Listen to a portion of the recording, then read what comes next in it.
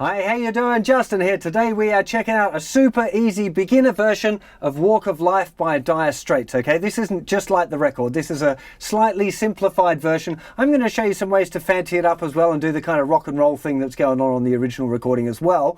But I really want to start you off on, because it's such a great tune for beginners, just the 3 chords and long stretches with no chord changes as well, which makes it really good fun for beginners. Now, the original recording, if you're going to play along, which I would recommend that you do, needs a capo, or capo if you live in America, right up at the 7th fret. Okay, that's if you're going to play along with the original recording, which is great fun and I highly recommend you do it. The one thing that you're going to find a little bit awkward when you've got the capo on at the 7th fret is that you've got to get your fingers really tightly together in order to get the chord grip. So it can feel a little bit awkward, but it's actually really good practice to do that as well. It'll actually help you get your fingers in a nice position in the regular kind of open position as well if you're practicing with the capo up there. So we're going to do most of the lesson down there in open position. But remember, if you want to play along with the record using the A, D and E chords, you have to put the capo on at the 7th fret. Okay, that's a really big deal. So the chords that we need for this tune, we're going to start off, it will be an A chord for a whole bar. So then to a D chord, then to an E chord, D, down to E, A, 2, 3, 4, to D, 2, 3, 4, E, 2, 3, 4, D, 2, E, 4, 1, 2, 3, 4, D, 2, 3, 4, E, 2, 3, 4, D, E, and then to A. So that's the little intro sequence where the little organ's doing that little melody run there. Okay, so one more time. So it's A, 2, 3, 4, and then change up to the D. Try and keep the strumming even. Don't let yourself go and change the chords. You want to see if you can get that so the chord changes within the space of time that it takes between the strums. Okay? Definitely worth working on individual changes to make sure you get them nice and smooth like that, okay? So that chord sequence again, just really keeping it simple. A, 2, 3, 4. Now changing it up to the D chord, making sure the rhythm stays simple. Then down to the E chord. Remember about your anchor fingers as well. And then just 2 strums on D and 2 on E. That's probably the hardest part, and then straight back to the A. Okay, and it's that sequence. Every time you hear that little keyboard melody, that's going to be the chord sequence that you would play. And I definitely recommend just keeping the strumming real simple when you start doing these kind of tunes. You know, don't be in a hurry to make it complicated. It's really good fun, especially if you're playing along with the original recording, you know, using the capo at the 7th fret there. You feel like you're playing the tune, like properly groovy. You know, it feels really nice, sounds really cool, but you don't have to be doing anything too complicated, okay? Now, in the verses, we got a lot of fun with this tune because it just stays on A, okay? So it's an A chord for the here comes Johnny singing oldies goldies, bebop-a-looba, baby what I say. It's still all on A. Here comes Johnny singing I got a woman down in the tunnels trying to make it pay. Now it goes to a D. He got the action, he got the motion. Back to A. Oh yeah, the boy can play. Back to D. Dedication, devotion, going back to A chord into the day. Now we got the chorus, which is 2 strums on A, 2 on E, 2 on A, 2 on D, 2 on A, E, D, E.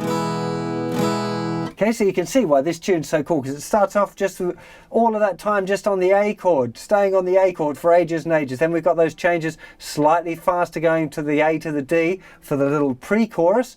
And then in the chorus, we've got a lot more chord changes going on. Okay, so the verse is only A chord. When it comes to the pre-chorus, it's a bar of D, a bar of A, bar of D, a bar of A. Okay, when we get to the chorus, the chord changes are fast. Okay, I'll run that chorus chord sequence again for you. So it's 2 on A, 2 on E, 2 on A, 2 on D, 2 on A, 2 on E, 2 on D, and 2 on E. Okay, that's song about the sweet loving woman. He do the song about the knife, D. Yeah, he do the walk, E. He do the walk of D. E. He do the walk of A. And then we're at that little chord sequence where the keyboard does the melody, okay? That little intro sequence. Now, and that would be stage one, is just making sure that you can do those nice down strums on the beat. Really play it that simple. And just make sure you can play it along with the record, like that. Of course, you're going to have the capo on at the 7th fret before you can do that. Just keep the strumming nice and simple and see if you can play right the way through the whole song. It's really, really good practice doing that. It'll really help you with your time, help you with your chord changes as well. And the one thing that beginners often stumble with is this stopping between chords thing. And if you play along with the original recording, you can't do that anymore. You just can't, because the song keeps going. It doesn't stop and wait for you. So it kind of forces you to make sure you're getting those chord changes nice and that the strumming is even, because the strumming is really, really important, that you're keeping that in time. So that's why playing along with the original recordings is so good, even if it means putting a capo up there and, you know, cramming your fingers into those little frets up there, you know, it's worth it. It's definitely worth it. So once you've kind of got through and you can make the changes and it's really simple, the easiest way to kind of get the strumming a little bit more interesting is to strum twice as many.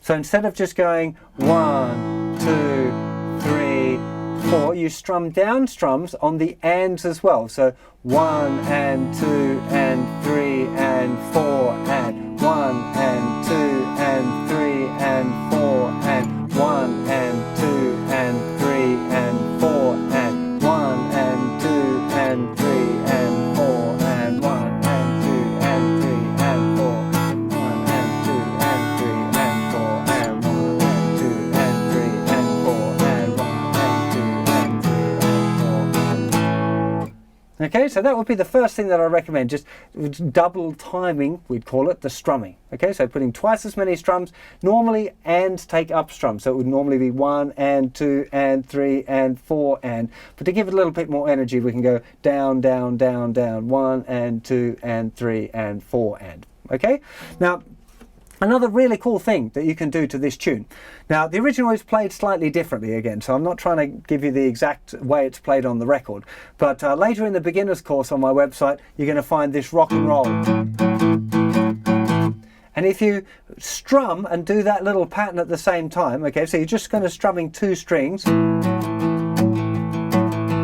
Okay, we're just dabbing the 3rd finger on and off.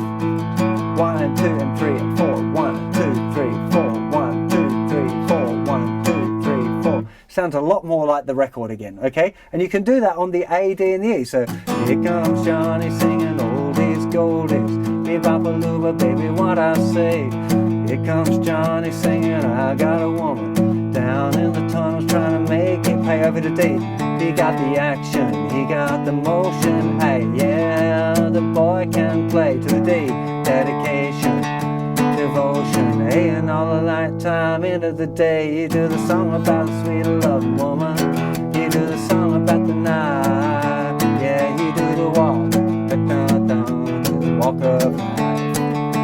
Yeah, you do the walk of life. So you can see straight away we got this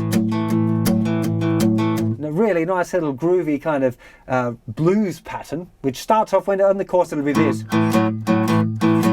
which doesn't really, that feel doesn't work on this song. We're just doing down, up, down, up, down, up, down, up, 1 and 2 and 3 and 4 and we're just doing our down and ups on 2 strings, okay? So the 5th string and the 4th string on the A chord.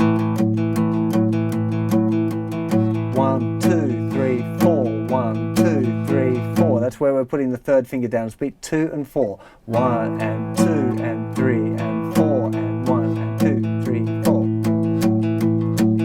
It's really good fun doing that, you know, get a little bit of palm muting as well. All of those things are covered later on, well, after we've done that 12-bar blues shuffle, okay? Don't be in a hurry. Again, if you're a stage 1 guitar player, you've just learned your A, D, and E chord, don't be in a big hurry to get to that. I'm just trying to give you these things as well so you can see kind of how it moves forward You know, as you get better on the guitar, you can start to add these things in and make it sound even cooler, you know. So, but don't be in a hurry to get there, man. You really want to have a nice solid foundation of your rhythm before you start trying to do fancy stuff. So hope you enjoy playing this song, and I'll see you for plenty more lessons very soon. You take care of yourselves. Bye-bye.